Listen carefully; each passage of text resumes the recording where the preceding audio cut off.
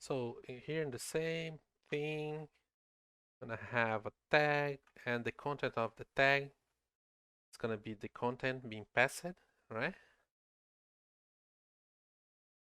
I say that okay, input does not have children, but um, I believe it's okay. We just pass any children that might be there, just in case. And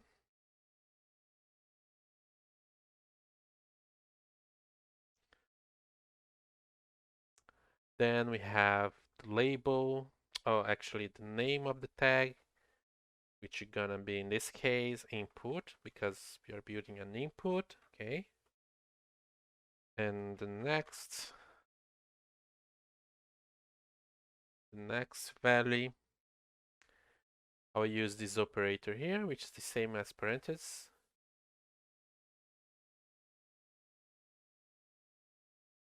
This one. It corresponds to something like this, and we can keep adding values here. Same way as we do this, well. Then we need to pass the attributes like we did here. So what kind of attributes input has, right? I use a special type to create attributes, and this type will have a TTR type constructor, okay? And every attribute should at least have the name part of the attribute, right? Like in this case, we're going to build an attribute of type and the value of the attribute, which in this case is t, because input type is being passed here. So in this case, we just bypass that to the tag, right? So if we save this thing, we just fix the indentation. Okay, the compiler gonna ask, okay, what is TTL? Let's create a type for that. I'll call this data HTML TTL, okay? And this is gonna be a TTL type constructor passing the name of the attribute, and we already have a type, so we're gonna use this type name, and also a value.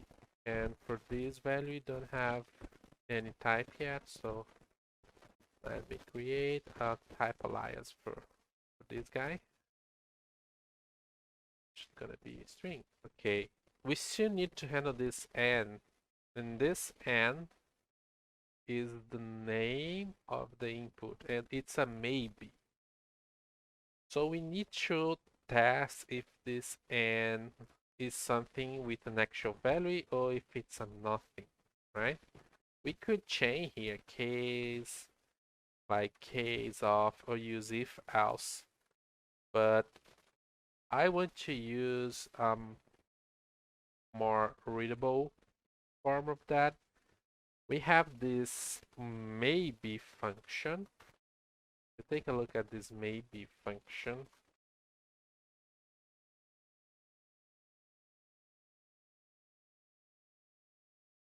it has this type signature. It's from data maybe, okay?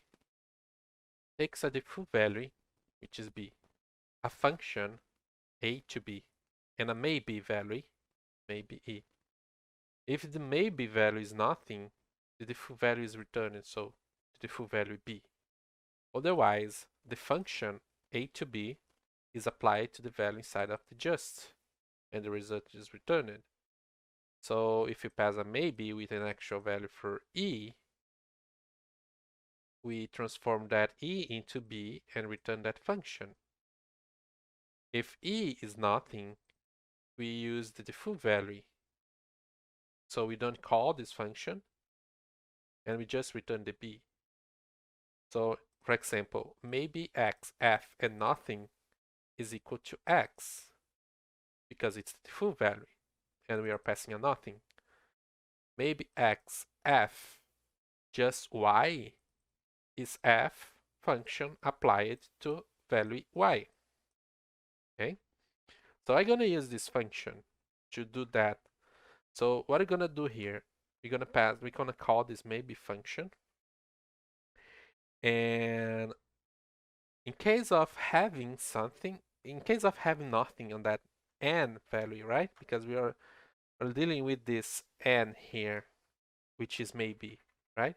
So if this may n is nothing, we're gonna pass the default value of an empty string, an empty array, to append or concatenate with this array here. So if n is nothing, it should have this empty array. But in case n is something, we need to pass this something to a function. And what this function is gonna do, we're gonna take this function and we're gonna return the same, because we need to return an array, right? And inside of this array, because we're gonna append this array here with this append operator, we're gonna add an attribute, a corresponding attribute for that name. So we're gonna build that attribute using the attr types constructor, passing the name, the attribute, which is name, and passing its value, which is ntick. Because maybe here, as you saw here, is taking e here and transform that in this b. So we take n, and we take the actual n for the maybe, and we take this actual n, which we're gonna call ntick, return the array, not this one, but this one fulfilled with one attribute, which gonna be this ntick. Okay, and that's it. Let's see if this if it works. Just need to fix the indentation. Okay, we need to import the data maybe function. Nice. Now we still have call case to test our widget, and one is this form. So we need uh, to define how to render a form in HTML, right? Structure. So let's do that. Form. We're gonna have for form a method, right? You can see this guy right here. So it's a method and an action. So we'll call this empty and action. Then we're gonna call the same tag function, passing the content, the tag name, in this case form, right? For the attributes, we're gonna use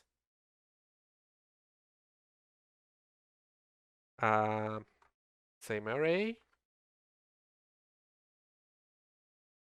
And inside of this, we're gonna use a method for that empty, and another attribute which gonna be an action, that act value. And that's it. Just need to fix this. Okay, now we need to define the tag function. Okay, I'll just remove some repetition here, and I will replace this tag ct with this guy here, let tag tick being tag applied to ct. This is gonna return the function with the remaining values, right? We saw queuing before, so you're pretty familiar with that. So we can remove this repetition, and we can also remove this repetition. and we still need to define this tag. For that one, we cannot really do that because we need to pass the content here. So can we use this guy here only?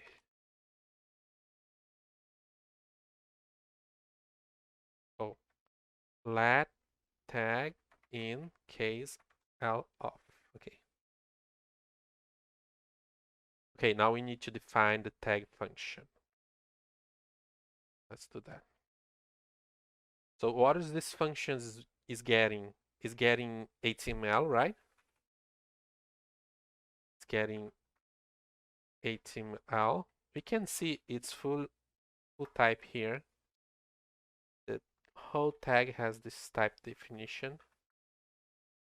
I can just copy and paste this guy here and maybe replace this HTML here because it's the HTML value. The second argument is not gonna be string, it's gonna be actually the tag name. So I'll replace this with name, which is just alias for string. And the third argument should be not an array, but actually array of HTML attributes, right? And the last value should be the rendered HTML. HTML. So tag takes content, name in the attributes,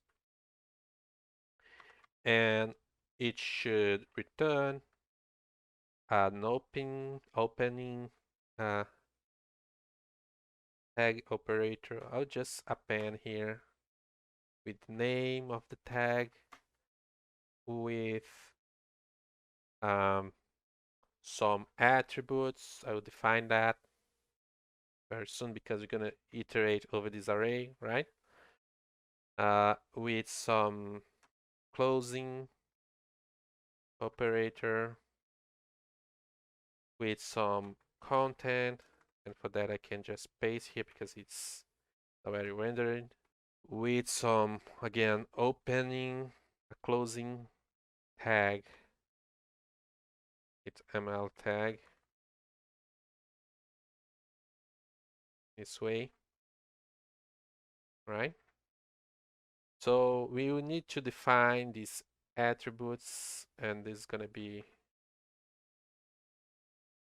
pick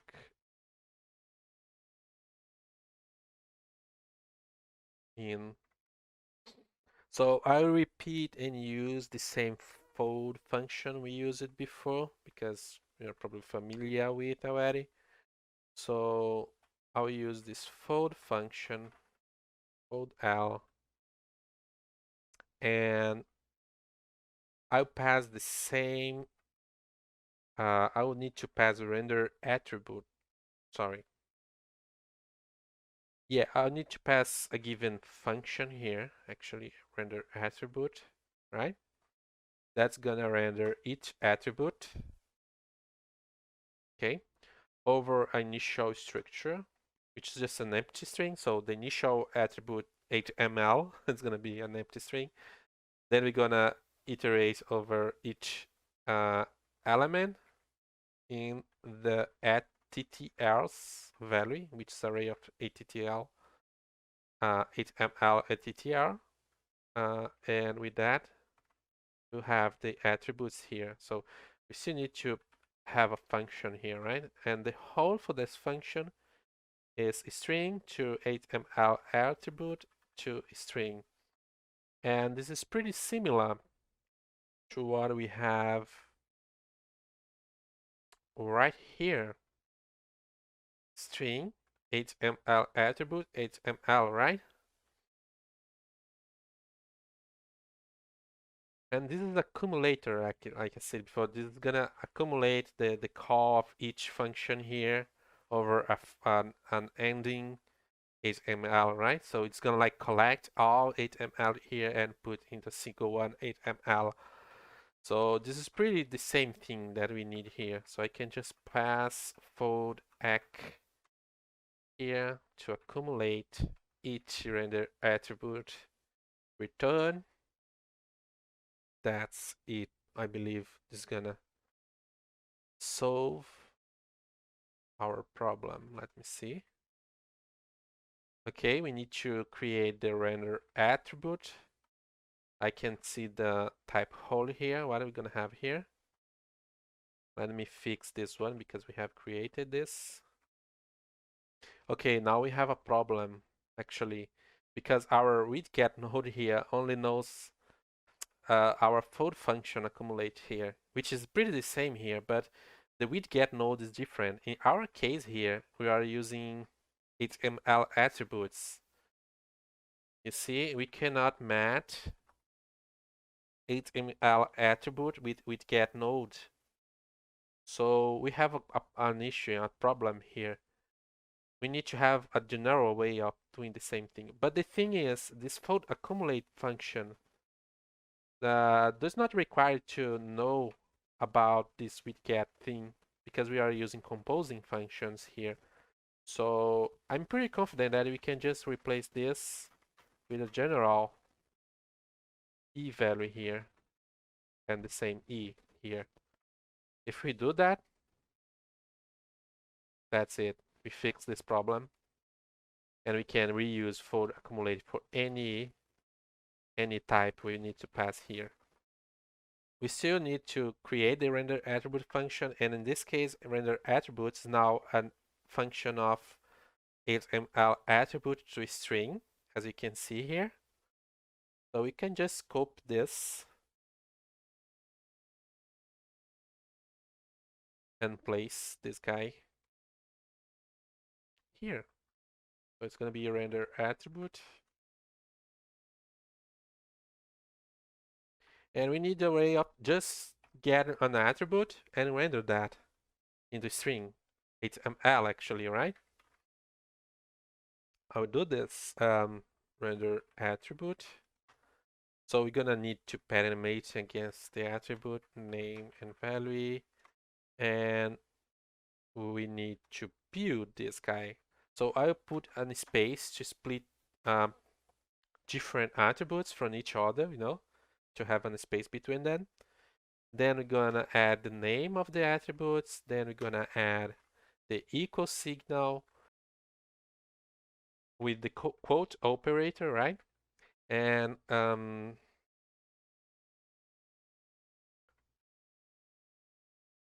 gonna pass the value and the closing quote operator for that attribute. And then we are done. Okay.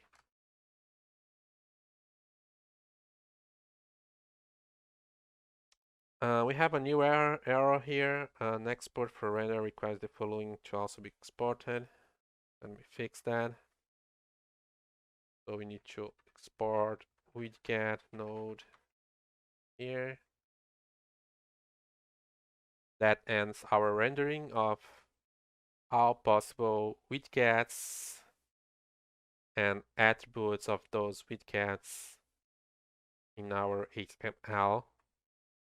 Now we need to define the hole for that form. If you remember, we have this form here, right? So we'll need to import that from this form module. And we don't have this form yet. Let me create this one. So I export here form. And this form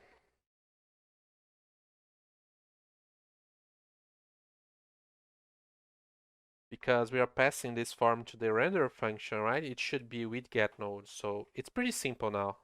Just need to define widget node here. So form should be widget node. I'll use the type constructor, right? For this type, which is this one here, right? It receives the widget. So we pass some form widget here. Okay, I'll define that later. Then we need to pass two children. One is gonna be for an address. I'll create this very soon. And when define with get nodes, remember we need to those are the children, right? So whatever we're gonna define with get node, we're gonna also need to define the children for that. So the children for an address, there's not children for the address no widget, and neither for the submit one. So I'm gonna create a submit, and also this one's not gonna have anything. So this fixed our form. We still need to define those guys. Let's define each one. So for the form widget, we know this should be a widget, right? So widget and form widget should be, I will use the type constructor form, right? Because look at the widget type, we can use the form type constructor. And the form widget will have the method post, okay? And I use this service called HTTP bin. This service, you can look here, the docs, they have a docs how to use the service. It's gonna just echo any call, get, post, any kind of method. It's gonna just echo that back to you. For example, I just made a test here to the post endpoint, and as you can see, it showed to us a response having anything. In this case, we cannot passing anything, but anything that we pass in the request, it should return like echo back to us, you know. So I use this just to print things that we have posted here, right? So I use this endpoint post. As you can see, is this guy here, okay? And I'll create this form widget. Now we need to create also address and submit. So let's create each one. Address is gonna be widget. I'm gonna create an input, and the input type of this field should be text, right? Because it's gonna be the wallet address. And remember, the input receives, you can type check this, but you can see input receives input type and maybe a name. So in this case, address must have a name because we need to access that in the server.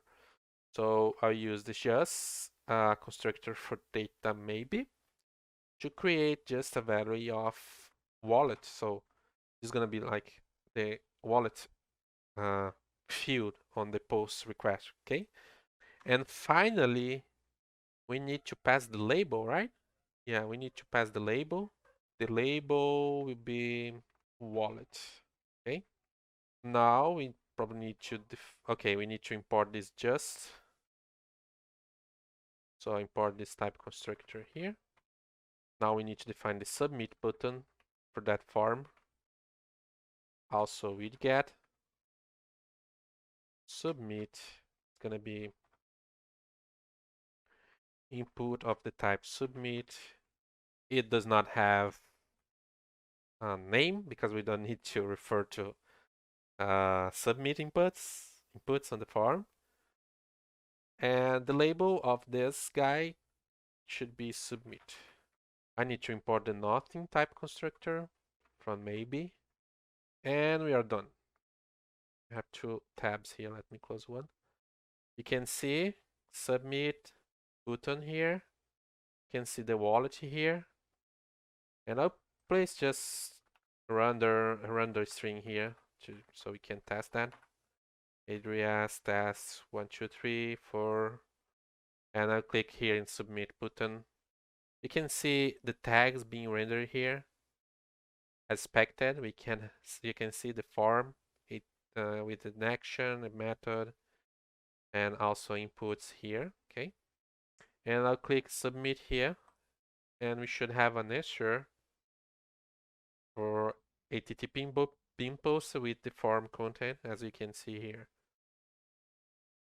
So yeah, it's working. I don't have a success message. I would do that, but to not complicate too much now. Very soon we're gonna have Jax calls and a success message and things like that. But for now, I believe it's good enough.